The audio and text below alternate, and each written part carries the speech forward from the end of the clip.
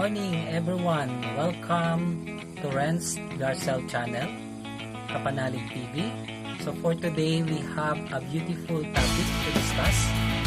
It's about drug abuse. In fact, in the Philippines, this is a very controversial issue, and at the same time, it is a very scary facts about teenage drug abuse that is happening now in our country.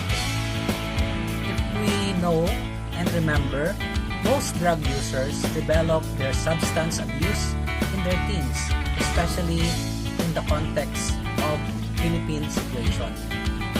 Nearly half of drug abuse cases reportedly start from 15 to 19 years old. This is according to the Dangerous Drugs Board here in our country.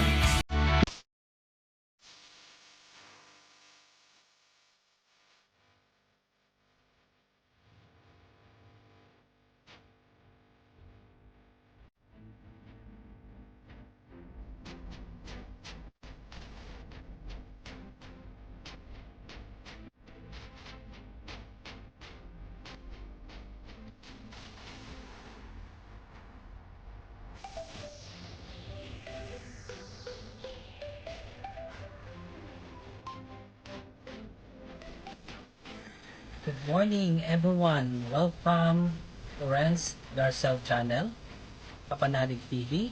So for today we have a beautiful topic to discuss. It's about drug abuse. In fact, in the Philippines, this is a very controversial issue, and at the same time, it is a very scary facts about teenage drug abuse that is happening now in our country. If we know and remember, most drug users develop their substance abuse in their teens, especially in the context of Philippine situation. Nearly half of drug abuse cases reportedly start from 15 to 19 years old. This is according to the Dangerous Drugs Board here in our country. Access to prescription medication at home and to illicit drugs on the street has been an entry point into some habit, and in fact, about 50% of all teens experiment with drugs at least once in their life because of easy access to substances. Some teens for today may end up trying different drugs out of curiosity, peer pressure, mental health problems, social isolation, permissive parenting, and the absence of strict measures and support programs designed to help teens to stay clean. As a result, they may end up becoming addicted later in life. Thus, it is important for parents and the school and the community to recognize the warning signs and intervene early on to prevent drug abuse from turning into an addiction. This is the reason why I want to tackle this topic in this short blog of mine in order for us to be enlightened. This is the reason why I tried my best to get some resource persons to share with us their own personal perspective and real life experience that they encounter regarding this issue or regarding this topic. Let us now listen to our kapanalig or sharers for today regarding this teen drug abuse situation, which is drug abuse, substance abuse. So it is mostly on a personal scale on myself. Pero meron rin naman akong kinuhanan na opinion sa dalawang kaibigan ko na alam ko dating gumamit ng drugs. Pero ngayon, clean na sila. Ako clean. Kahit smoking, wala. So, nung tinanong ko, ano ba ang cause nila o ang kanilang dahilan bakit pag gumamit sila ng drugs? Ang isa is na-pressure. Parang ako, na-pressure ako gumamit. Once lang. hindi ako gumamit full time. Basta, kumbaga try. Naging curious siya, na-pressure siya sa paggamit ng drugs kasi sa mga kaibigan niya na ibang gumagamit. So, na-pressure siya para hindi siya ma-let out at napagamit siya. Hindi ko na tinanong kung ano, pero sigurado it's either marijuana or shabu. Yung isa naman na kaibigan ko na gumagamit ng shabu dati, ang kanyang dahilan batay sa kanya ay nasadlak siya or na-experience niya ang depression. Hindi ko na rin tinanong kung bakit siya na-depress in respect sa kanyang privacy. Pero kung depression, I'll take it. Sa kaso ko naman ng pag-try ko niyan dahil ganun nga, na pressure ako kasi gumamit sila nun. At na-curious ako ano ba ang epekto nito. Ang trinay ko is marijuana. Sa iba at sa tingin nila ang marijuana ay gamot o isang recreational drug. Pero dito sa Pilipinas, ito ay tinuturing na illegal substance. So, kung illegal siya, illegal. So, I tried an illegal substance, marijuana. I learned how to roll. Tinuruan nila kung paano i-roll siya, parang maging tsurang yosi. May seeds pa nga yun eh. Yun raw ang nagbibigay ng high. So, nang trinay ko siya, ay ayoko yung feeling na nakuha ko sa marijuana. Masyado kang groggy, high yung utak mo, para kang lutang. Hindi ka na pala lutang ka. Sluggish yung movement mo, halos ayaw mong gumalaw. Ganun ang experience ko. At yung mata ko parang dry na dry. Parang kang nagpuyat ng ilang araw. Parang kang nagpuyat ng ilang araw tapos hindi ka pumikit. Ganun siya. Sobrang pula na mata mo. After na, alam ko, tulog ako the whole day. Ganun na experience. So, problema siya talaga, ang drugs. Kasi, hindi lang siya nakakasira ng katawan mo.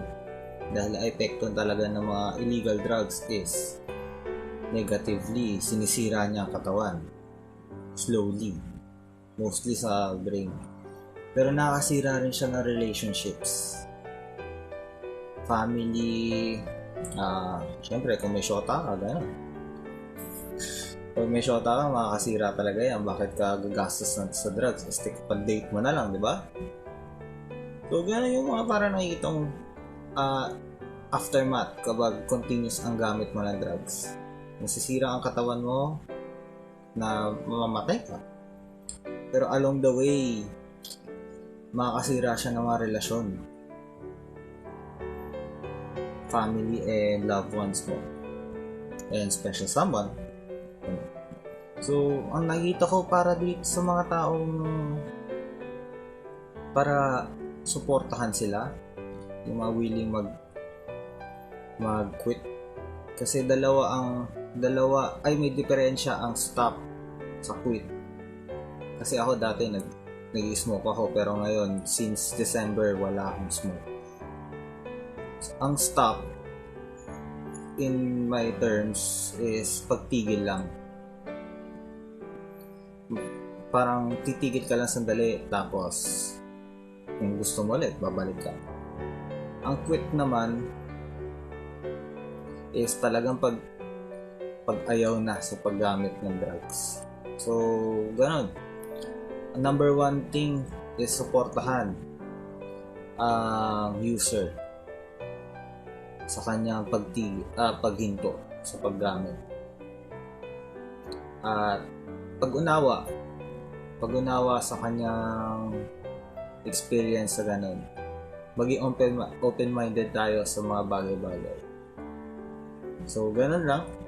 Thank you. Thank you so much, Mr. Ace Malyari, for a beautiful life experience sharing, and at the same time, in the support on the prevention and control of this drug abuse, and helping in the mitigation of some teenagers in avoiding this drug or substance abuse situation in our country. In fact, nowadays, teenagers are very susceptible to this drug abuse. What are the risk factors among teenagers nowadays? The reasons are, many of our teenagers suffer some abuse and trauma in their own family. That is why one of their escape is to use these drugs together with their friends. Another reason or risk why some of our teenagers are using drug is because of a substance history coming from their own families, o baka nakikita nila ito sa kanilang sariling pamilya or miyembro ng kanilang pamilya. Second is what we call poor mental or emotional health or behavioral issues. Example for this one is what we call depression and anxiety that they are undergoing now. Another reason is what we call traumatic experience or other forms of abuse. Next is feeling of isolation and poor self-esteem. Another is low grades or poor performance in school.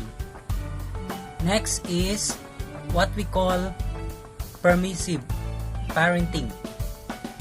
Another is bullying in real life or online bullying. Next is living in a community where teenage drug abuse is very rampant, so very unhealthy environment. Next is what we call engaging in high-risk behavior such as self-harm and reckless behavior. And lastly is lack of knowledge on the risk of drug abuse. These are some factors that our teenagers are undergoing, and that's the reason why they are very susceptible in the use of this drug abuse.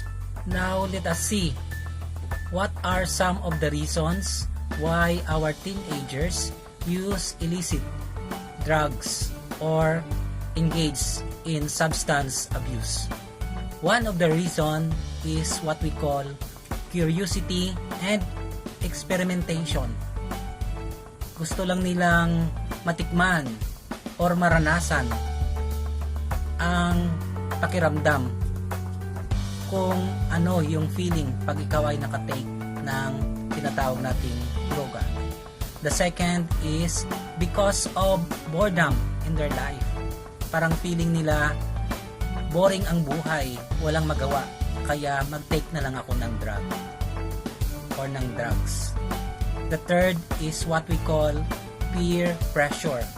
Because of their friends, because of the people around them, they were being induced and tempted to take drugs. And number 4 reason is what we call rebellion. Pagre-rebelde sa kanilang pamilya dahil sa maraming problema at kung anuman na mga personal na mga kadahilanan. Kaya po sila ay nagrebelde at ang isang paraan nila sa pagrebelde ay ang pagdodroga. Another reason is what we call instant gratification. Gusto nilang i-gratify yung sarili nila, kaya nagtitake po sila ng drugs. Another is what we call stress and anxiety that they experience in their life. maraming stress sa buhay, kaya gusto nilang matakasan ang stress na ito, kaya nagtitake po sila ng drugs. Another is social isolation. Gusto nilang i-isolate ang kanilang sarili sa ibang mga tao. At parang feeling nila special po sila. Kaya they want to take this substance or this drug. Another is what we call lack of confidence within themselves. Kaya gusto nilang maging matapang, magkaroon ng confidence sa sarili nila. Kaya nagtitake po sila ng droga. Another reason is what we call escapism or tumatakas sa realidad ng buhay. Kaya po sila ay nagtitake ng drugs. Another reason is self-medication.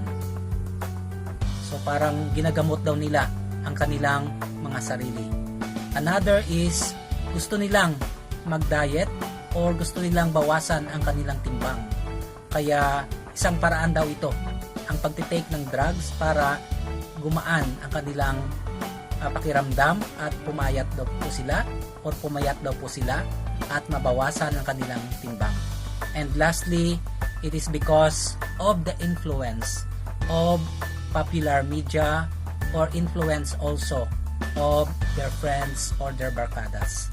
Kaya makikita natin na many of these drug cases happens because of the bad influence of their peers or of their friends.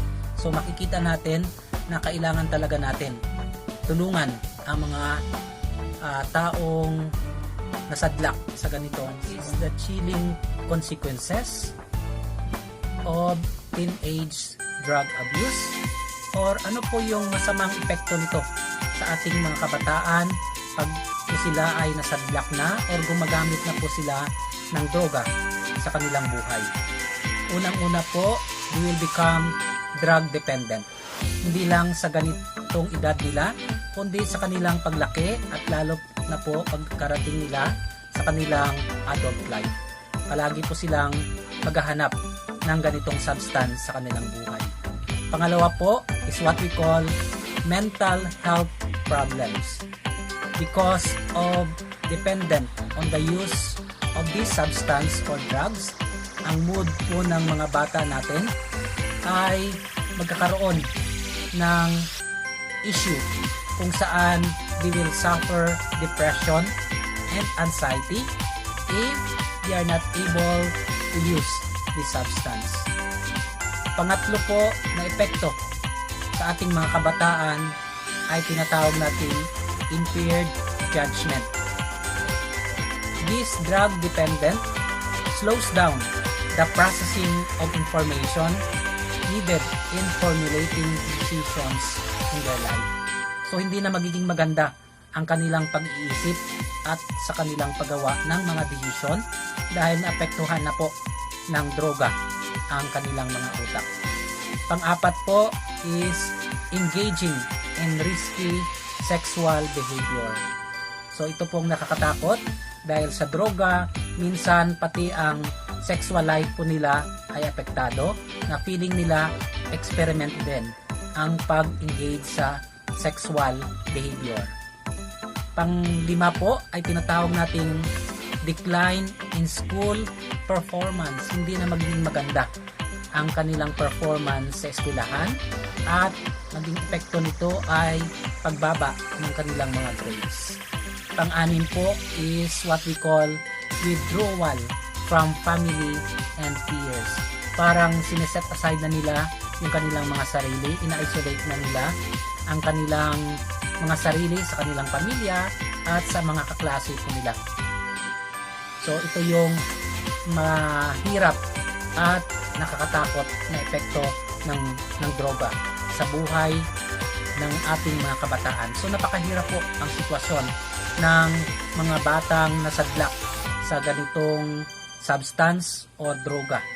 Kaya kawawa po sila. In fact, ang mga drug addicts po ay dapat nating tulungan dahil kawawa po talaga sila. So sa sitwasyon po natin ngayon, kailangan po talaga natin na magkaroon ng intervention and mitigation to help the drug dependence sa ating society po. Kasi po, kung hindi natin matulungan, ay malaking problema po sa ating bansa at lalo na po sa ating mga pamilya. So, magtulungan po tayong lahat para maiwasan at matulungan ang mga taong dependent sa drug abuse or drug addiction po. So maraming salamat po sa inyong pagsubaybay sa araw po na ito.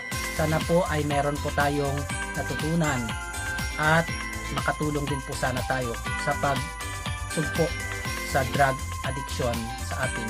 I would like to thank Mr. Ace Malyari for his sharing today. And also, I would like to acknowledge the Dominican College San Juan, the Garcel family, especially to Mrs. Riza Muya Garcel and Renz Marian Garcel, sa Britannia family, sa Muya family, sa Parsia family, Raimundo family, and special shout out po kay Mrs. Jocelyn Pacau, kay Brother Paul Santos, kay Mr. Gilbert Amon, kay Miss Malu Garcel, and to everyone who are watching and loyal subscribers of this short vlog online. Maraming salamat po. Sana patuloy po kayong magsubaybay sa mga susunod pa nating mga vlogs. Maraming salamat po at mabuhay po tayong lahat. Sa mga silent subscribers and followers po natin dyan, hello po sa inyong lahat. Ingat po tayo palagi. God bless us all. Mabuhay po tayong lahat.